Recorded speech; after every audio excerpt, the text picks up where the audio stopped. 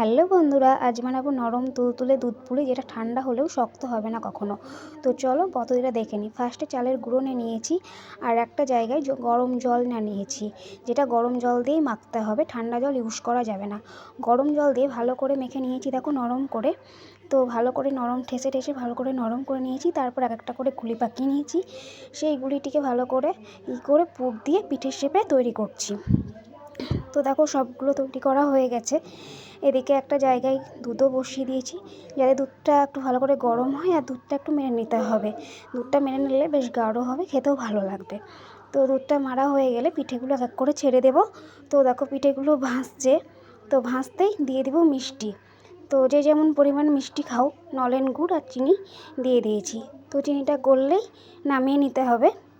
নলেন গুড় আর চিনিটা গলে যেতেই তারপর একটু ফুটিয়ে নামিয়ে নিতে হবে, নইলে শক্ত হয়ে যাবে। তো কেমন লাগলো অবশ্যই